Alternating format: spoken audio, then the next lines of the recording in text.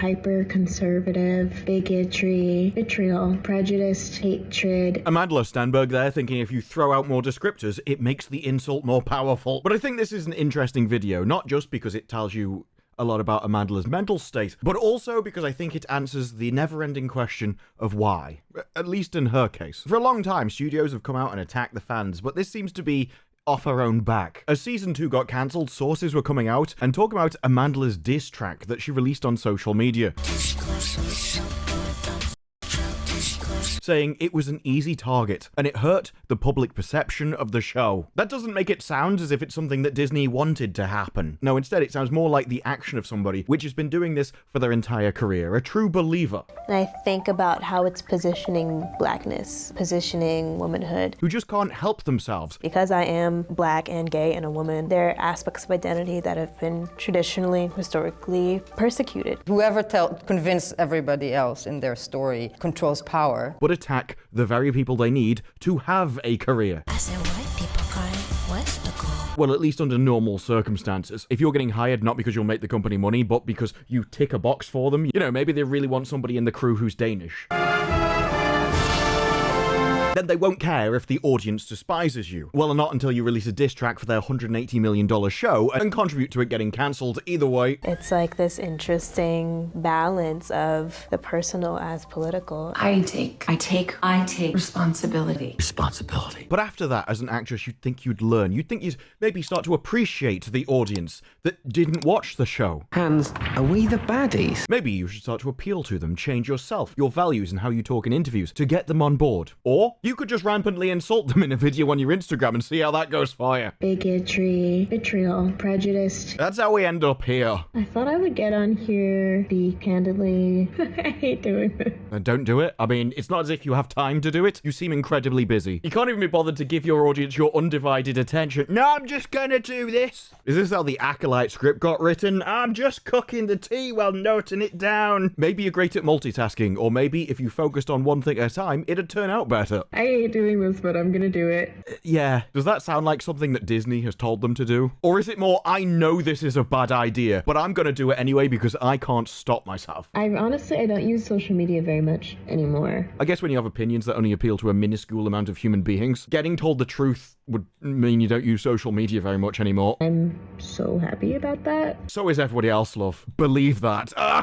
This is like when Dustborn came out and started threatening to kick people out of their community, and everyone was like, what community? You didn't have to release this diatribe as a tweet to the world. 9.6 million people saw it. They don't care. You had 31 people playing in your community. You could have just DM'd them. It's like that with this video. You didn't actually need to release this on Instagram. You could have just said it into the mirror. You still would have told everybody that gave a shit. But she says there's many people that she wants to show love and support for and that she actually likes, and so that's why she's making this video. It's weird how that comes at the end of the video and almost like an afterthought. I think what you have here is the good old poison sandwich. It's like we're going to compliment people up front, put the poison in the middle, and then compliment people at the end. It's like, why did you release a video to attack the fans? I didn't! It was complimentary! Except for that bit about the bigots. Our Star Wars show has been cancelled. Everybody knows. You've got two groups of people watching it. Either the people that you're insulting, or the 5 people that liked it. And believe me, those 5 people have already been tweeting about it anyway. And they started a petition. I mean, so far it's crossed 40,000 signatures. 63,000 now. Loads of people want Disney to waste another $180 million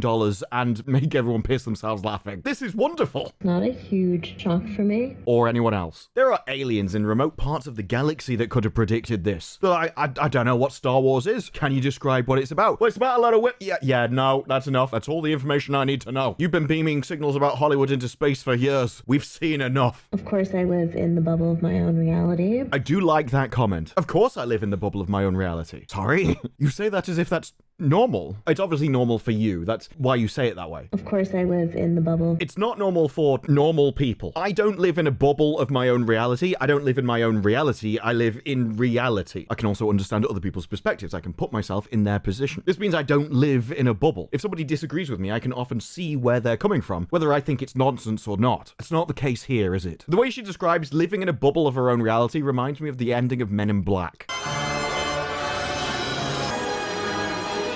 It's not even that she just has her own opinion. She's describing it as if she lives in her own pocket universe and presumably thinks everybody else does as well. They don't share anything between them. They are entirely separated, and that implies you can't see from their point of view. If I had to guess, quite a lot of trouble abstracting. Not really an ideas person, as that is how you end up in a bubble of your own reality, because then you can only interpret everything, including other people's opinions, from your own perspective. And so you interpret what they're saying through how you are. And there's more evidence that she thinks this way. I mean, if you all remember the famous interview, This is, I would say, arguably the gayest Star Wars. just listen to how she talks in that interview. Nerds are gay. In my world, nerds are gay. This in my world, to me, as if her opinion actually shapes reality, because if you can't abstract, you can't understand reality and other people's opinions, so your opinion literally changes reality. In my world, which is separate than yours, distinct. I live in a different universe. And once you notice this about people, you see it everywhere. It explains a lot, including the rest of this video. That's why I think this, Of course, I live in the bubble of my own reality. is a very enlightening sentence, as it's just kind of, it rolls off the top. Of course I do. Don't we all? I mean, I do, so you all must. A rampage of... I love the rampage. I made a lot of videos about the Acolyte. I wouldn't describe any of them as being on a rampage. Being English, I genuinely don't think I could summon that much enthusiasm to rampage. I'm not sure it's biologically possible. A rampage of vitriol. Do you think vitriol is a word she uses on a regular basis? Vitriol. Vitriol. Vitriol. Do you think she could actually define it if you asked? Just so we're on the same page. Vitriol would be bitter criticism or malice, both of which would imply the criticism wasn't genuine or deserved. No, either you're maliciously doing something because you're evil and you want it to fail, or you're bitter about it. For some reason, maybe you're envious of its success. You're insecure about your own life, but the world itself implies it's not criticism. The show isn't bad. It wasn't deserved. It's not my fault. It's a problem with them. Since the show was even announced, when it was still just a concept. It's not when it was a concept, it was when you were talking about it, dear. Something that, like, my parents would have allowed me to see when I was younger as a queer person. Gotcha. But I would have been able to understand as a queer person. The Acolyte will be Frozen meets Kill Bill meets The Mandalorian, similar to Andor, Disney Star Wars Watchmen. The combination of Frozen and Kill Bill, which is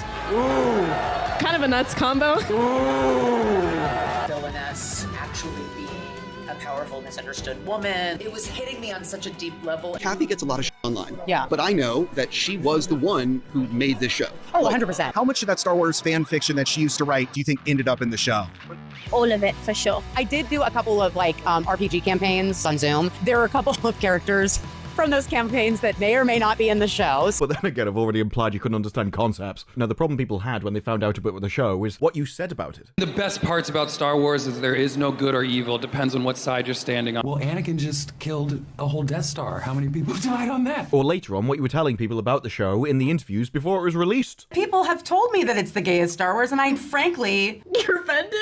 Into it. Just a concept. No one had even seen it. You don't need to see a show in order to judge the marketing. If I see a trailer, I can judge the trailer. If you do an interview about something, I can judge the interview. I can actually get all the evidence of all the things that you have actually told me about the show and believe you. Imagine that. I can believe what you're marketing the show as. And from that, make a decision about whether I want to see it or not. You've been in this industry since you were 4 and don't seem to understand the purpose of marketing. But then again, you made this video, so I think we could have gathered that anyway. Describe what it is so they can judge it and determine whether it's worth their money and time. It's your duty to convince them that you are worth it. How do you think that's going for you here? Experiencing a rampage, hyper-conservative, bigotry, vitriol, prejudice, hatred, hateful language. Very poor grasp of the English language here. Just adding more words doesn't increase the strength of your language. If you're going to insult someone, keep it short, because it's just generally more impactful. You started at the ripe old age of 4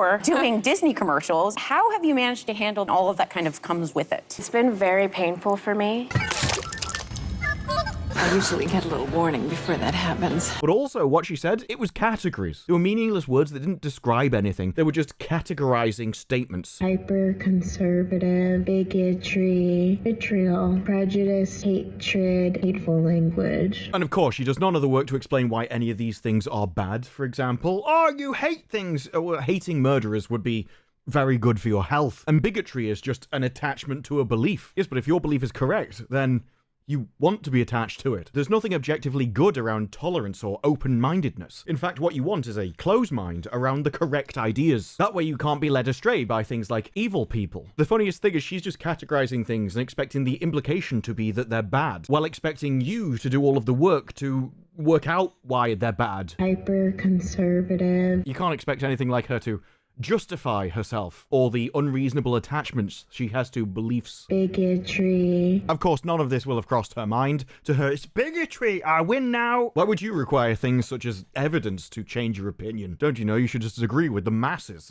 That's how knowledge works. They weren't descriptors that provided you more information about what was said. What she says doesn't enhance her statement, provide you more information, which is the only point in language. No, instead, it was just to segment it off into a little place and gone, well, obviously, because I've used these things, we can push that to the side and ignore it. It doesn't matter what it is because I've defined it as bigotry, and we all know that's irrelevant. The intention was never to inform our audience. It was never to enhance their knowledge. It was simply to tell them that everything that's been said you can safely ignore, and that it was cancelled because of all these things that just don't matter. But she says it really affected her when she took the job, and of course she anticipated it happening. I mean, this happens to the Danish all the time.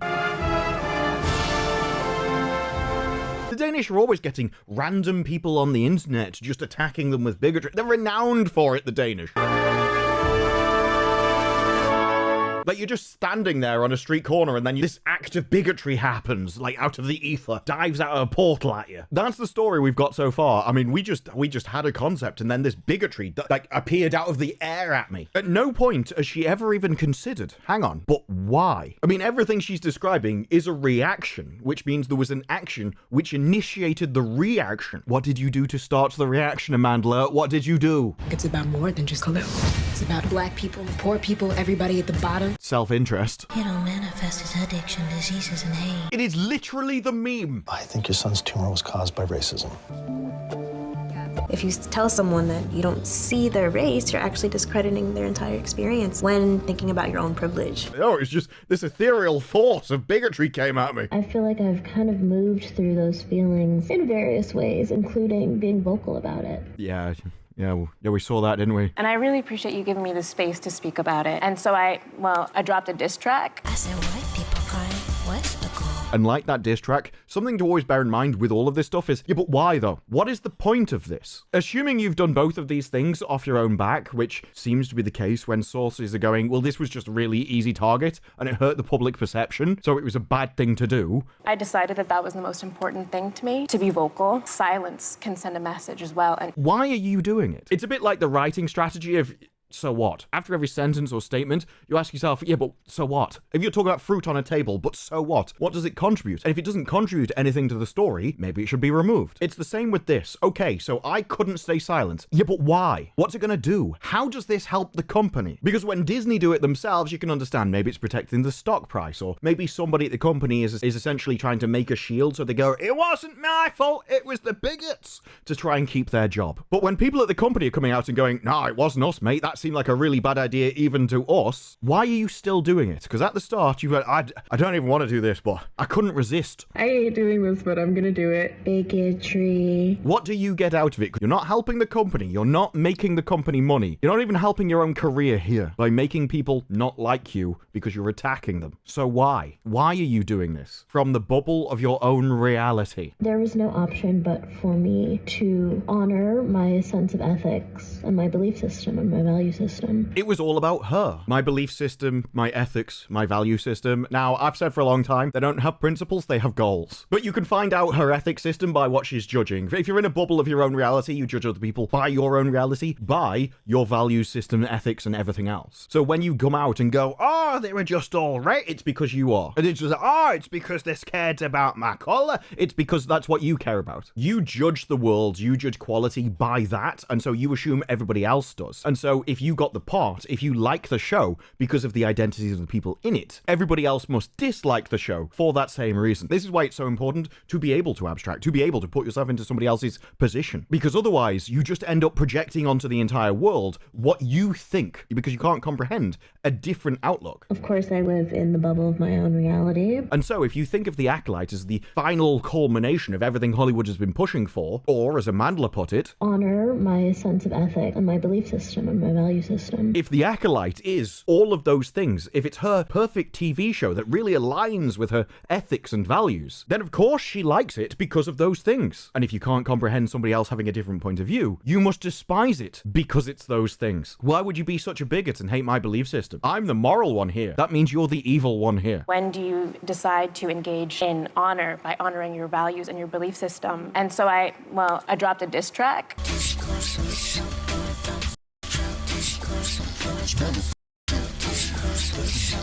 Experiencing the world at large, which is, of course, hyper-divisive right now. We came into Star Wars, which was based around a certain ethic system, value system. It was at a certain target demographic that agreed with that ethic system and value system, and then we came along and gave it an entirely opposite one. Why is things so divisive? I just can't work it out. Through the lens of this very, very unique opportunity of being in Star Wars. Notice how everything is viewed through a lens? Has anyone even heard that until the last few years? No? It's almost like a load of people that can't comprehend other person's point of view suddenly rose to being. It's almost like the ideology attracts people that can't comprehend somebody else's point of view. And so to them, everything is viewed through a lens. Like, I view the world through my lens and you view the world through your lens. They all understand that they live in different universes and can't perceive each other's, which is wild. It has to be a really interesting position to know that you're incredibly limited, but not be able to comprehend other people aren't. This is how the idea of objectivity died. It's impossible for them. Objectivity is a removed third-party viewpoint. It's not done through any lens. Through the lens of being in Star Wars. It views reality as it is, which is impossible for them. It brought up a lot for me,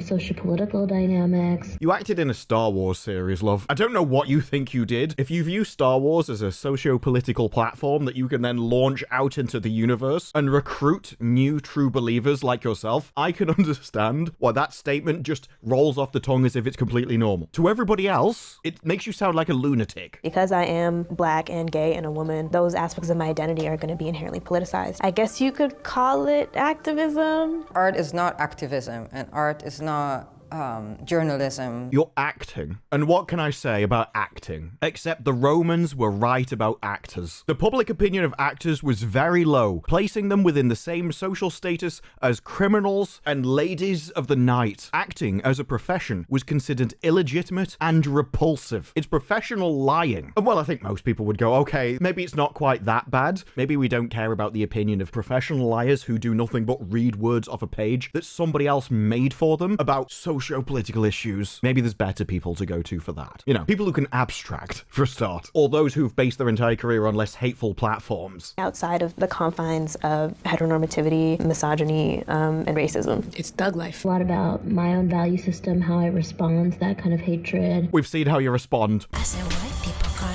what's the goal? Tells me you afraid of the truth. And I actually don't think I could top my initial reaction to that clip, so here it is. Obviously, as much as we all respect the intellectual opinion of somebody that enjoys dancing at a furry convention in a bunny rabbit costume, if you want to convince anyone that isn't Leslye Headland that you're correct, you need a stronger argument than, this is my minge. Wiggle, wiggle, wiggle. In order to continue to be myself, I would have to honor my value system by being vocal. That's also very interesting. It became inarguable that in order to honor myself, I'd have to be vocal. I'm like, what? That implies if you're not quiet, then you're not being yourself. But at the start of this, you said, I hate doing this. I hate doing this, but I'm gonna do it. So speaking out doesn't seem like it's natural. That statement implies it's not something you enjoy doing. It's not something you get a kick out of, but you still felt the need to do it. And if you didn't do it, you would change. It wouldn't be you anymore. And I think this ties into, why are you doing this at all? You're not going to get customers. You're going to actively harm your career, your fan base. You're going to harm Star Wars. You're essentially kicking its corpse at the moment. So what do you get out of it? Well, what she gets is it keeps her as she is. It protects her. In order to continue to be myself. And I think that's why all those talk about what the comments were was so just box ticked in order to get them away. The attacking the fans isn't really to attack the fans. It's certainly not for Disney, when it doesn't seem like they liked it, but it does does protect her. It's for her own self-esteem. By boxing up all the criticism into, you know, like it's bigotry or whatever, I can just put it all in a box, shift it over there, and not care about it. I don't even need to consider if it's right or if it has any merit, because of course it does. I'm never going to consider what I could have done to have prompted this, because that would change who I am. Taking accountability for my actions, saying that I might have been to blame for this, would change me. In order to continue to be myself. And so I can't do this. I have to protect myself. I think this video was a self-defense mechanism. Would explain why it was posted on Instagram stories. It vanished in like a day. It wasn't posted like on the front page because she didn't need to keep it there. It wasn't an advert or marketing. I think the video is less about actually attacking people and more just for her. It's for her own self-esteem. It's for protection. It's to get all the comments about the Acolyte, the cancellation and everything, like mentally box it up and just push it away. Nothing to do with me. It got cancelled, but can't have been cancelled due to me. It was cancelled because of those people, and those people are hateful, which means I can ignore them and carry on with my life. I will never even need to consider that I might have been responsible for Disney burning $180 million in any way, shape, or form. Did I contribute it? Did my dance contribute it? Can't have been me. Not my fault. It's those people. This is the mental equivalent of just patting yourself in the back, going, it's going to be all right, love. It's not me, it's you. And so it didn't matter if any of the people that she's talking about ever saw this, because I don't think it's even really made for them. To be myself, I would have to honor my value system by being vocal even within the context of working for Disney. Which implies that, once again, that Disney don't want this to happen. They're like, please, love, just shut up. But even within the context of working for Disney, I still have to speak out. Because if I had to take responsibility, that would mean changing. What if my life, I've always been wrong? What if I've been the problem? Are we the baddies? The badges on our caps. They've got skulls on them. I can't be the problem. That would be too horrific to think about, so I make the video to push it away. Within the large, massive IP that is Star Wars. I can't be responsible for the paling of the large, massive IP that is Star Wars. I can't have contributed to that, so I had to be vocal. But she goes on to describe how much of an honor it was to be part of Star Wars, and that she's sad she didn't get a season 2 because a load of people liked it. I mean, some people like Dustborn. I've yet to actually find anybody, but they must exist somewhere, right? There must be one. With the Acolyte, there are a lot of thirsty people that I sure would have liked the Acolyte if they saw it, but they don't like Star Wars. They prefer watching Bridgerton, which is what the Acolyte should have been. I poured through a lot of different iterations of fan art and ship art and... That's really weird, isn't it? That's really weird. Manager Kinto said the same thing. Very strange. Pouring through Rule 34 of yourself with your actor that you're supposed to be a professional colleague of. It's gotta be weird, hasn't it? Just seems very odd to me. I don't think that's something you should love doing. It's like, yeah, really love the thought of me getting with Manny. Whoa. Draw one of me with Yoda next. I need to feel his wrinkles. But then she has a message to all of the people that supported the show. Despite and in the face of all of the vitriol that we received. It's unusual, isn't it? I'm so glad that you supported it in spite of that. I'm like, some people are talking about the show saying it's crap. Some people are talking about the show saying it's good. Normally, you'd just be like, those two people have different opinions. I mean, you're just disliking a show, right? That's all it is. And the kind of the targeted attack, I would say, we received. Yeah, targeted attack. I mean, they were filming the Acolyte and like people with baseball bats would come charging down the street. This is one of the issues with making a show which is basically the culmination of your ideological system, because it essentially becomes you. If the Acolyte is bad because of category and I am category, you are attacking me. It comes across like a mental assault. And so that's why you're so brave to stand up in the face of this and take on that mental barrage yourself. It doesn't seem like a healthy outlook in the world to me. We received by the alt-right. Yeah, it's something I highly doubt she could even attempt to define. But once again, is the real attempt to inform her readers of anything? Is she going to analyze it and expand on her thoughts? Is she going to accurately describe what happened so that her audience actually knows what was even said to her? No. Instead, we are going to get those people, categorize them as something which,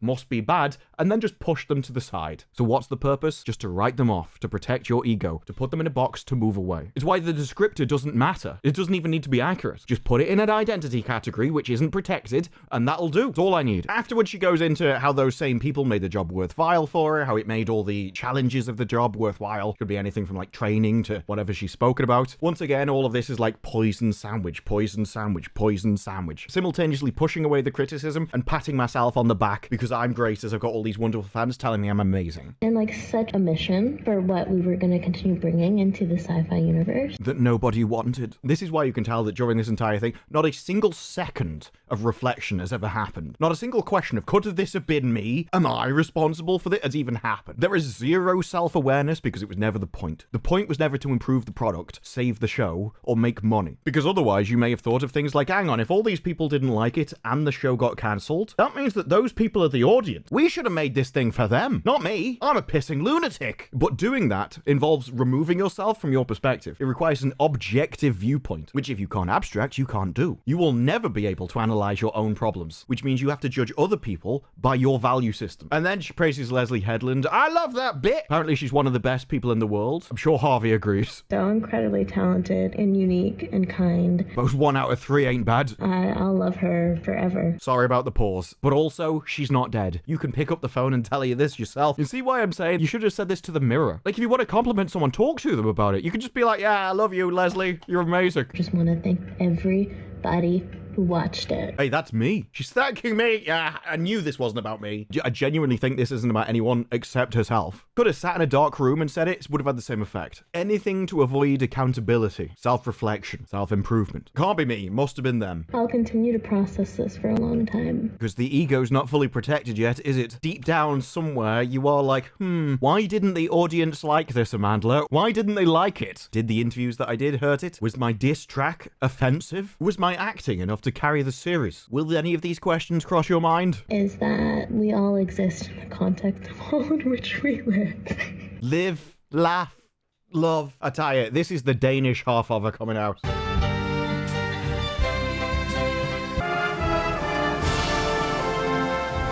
If I think we learned anything from this sentence, it's you could work for Rings of Power. They need people to make crap quotes, pseudo-intellectual BS. She even knew it was farcical. That's why she laughed. I can't believe I just said that. What was that nonsense? But I'm serious. Are you? Because you pissed yourself laughing after you said it. It doesn't seem like it was serious. We all exist in the context of all in which we live. All of us exist within time passing that advances from the past to the present into the future. It's like you might as well have just gone, fire is hot. It's not lost on me. Please. The way that these events have unfolded is also due to the hyper-divisiveness of the time that we live in. She's essentially gone, I'm aware that the universe that I live in is different than the universe that other people live in. It's like, yes, considered that you might be the one in the wrong. I'm just saying. Hands, are we the baddies? The badges on our caps. They've got skulls on them. Self-reflection. Can you think of an apple and turn it in your head?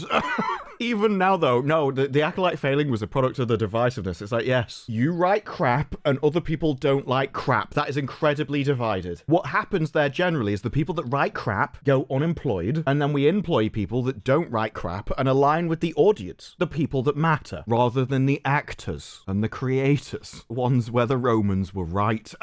Driven by echo chambers of thought and algorithms. I hate this. When people talk about the algorithm, all it means is serving you what you want. If you watch Acolyte videos, you'll get more Acolyte videos. The purpose of the algorithm is to give you what you want. Now, yes, that can be twisted. Someone in charge of it could decide that a topic was important or less important. But there's still your choice there. You still get to choose which videos you watch. So you're not really affected by it, except maybe being reinforced things that you already believe, because you will like things that agree with you more than you'd like things that disagree with you, generally. But she speaks about it as if it's mind control, which is wild. I'm in an echo chamber. That's your thing, though. You're talking about your problem, not my problem.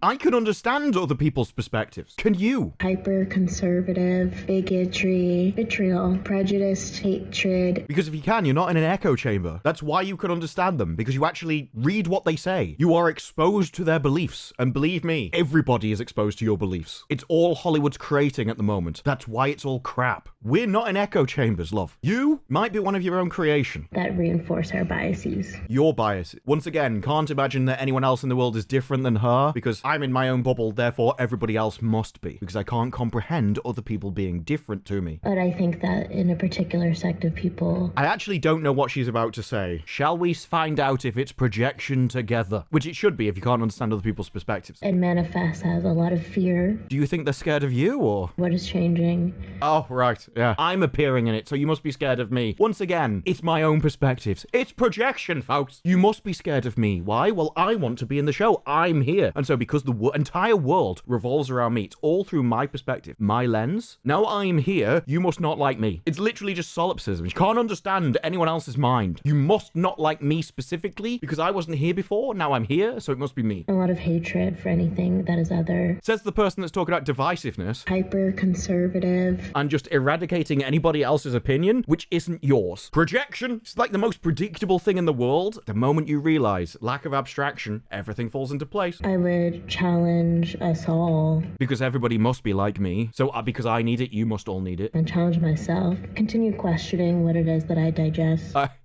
I'm not touching that one. And think critically about what shapes it. There's too many fish jokes. And then she starts talking about Pokemon going to the polls. So, you know, what did you expect? But to her credit, I like videos like, like I say, it was up for a day. It wasn't really important. I don't think it was even targeted to anyone. I think this was a personal post. Can't have been my fault. I need to digest this. But it is interesting to find out when people talk about their own situations and stuff. You find out more about their motives, which is interesting if you're actually trying to understand other people, which she wasn't. She'd already decided on the other people because obviously they must be like her. There is only one perspective. It's my perspective. It's my brain. I like a show because of a thing, and you don't like the show, it must be because of the same thing. I like being in Star Wars. So if you don't like the Star Wars I'm in, it must be because of me. To the people who can only interpret the world from their own perspective. It's not that they don't want to understand anybody else's opinion. It's that they can't. It's too complicated. And I have a feeling that this also contributes to Hollywood. Because if you can only understand the world from your perspective, you can only write from your perspective. And so if you try and make a Star Wars show, that Star Wars show is just going to be made for you. The things in it are going to be your beliefs, your values, your experiences. And that's a problem, because if you don't think great things, you can't write great things. And if it's from your experience and you haven't done great deeds, then you can't share great experiences. And so all you share is your world that the audience doesn't like. Small, minuscule. It's what they were trying to get away from in the first place. If entertainment is escapism and you can only write from your experience, then where are they escaping to? Your world? You're in Hollywood.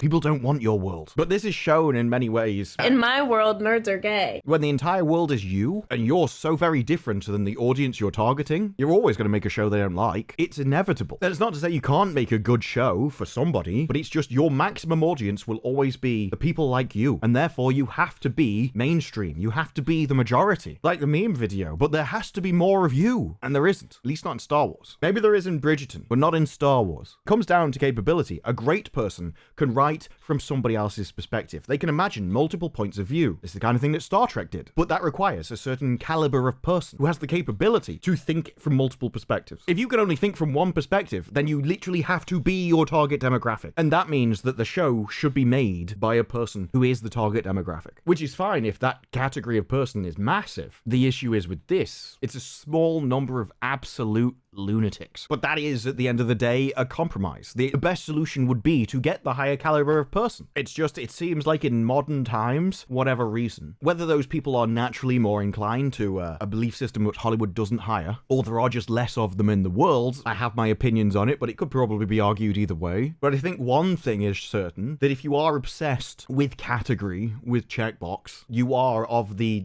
lesser mentality. It's like the old saying, small minds think about people, mediocre minds think about events, great minds think about ideas. If your entire belief system is based around category, tick box, people, the only people attracted to that are the small minds, because everyone else sees it as basic, as simple, as flat, dull, lifeless, boring. They need more than your tiny world, your insignificant, own little biased individual reality. It's not enough for them. So when they inevitably disagree because they understand more things than you do, they'll reject your belief system. Because they're not like you, you'll reject them. Hollywood's biggest mistake was going all in on the small-minded people, because entertainment requires greater minds. The destruction of entertainment after that was inevitable, and it will continue until Hollywood hires greater minds. But the issue is, any of these realizations can only be come to by somebody who's willing to be held accountable for their own actions, who's willing to objectively analyze and be capable of doing it to find out why. And I think Kathleen Kennedy had the Acolyte show made because she was the target audience. She liked it. You won't understand why. I think Leslye Headland will understand why. Clearly wasn't able to understand why. That's why I think Hollywood can't change even if it wanted to. It needs a greater person to start hiring greater people. And for that, they need to start looking a lot further afield than Hollywood. But those are just my thoughts. What are yours? Let me know down in the comments below. Like the video if you like the video. Subscribe. More videos like this in the future, and I will see you in the next one.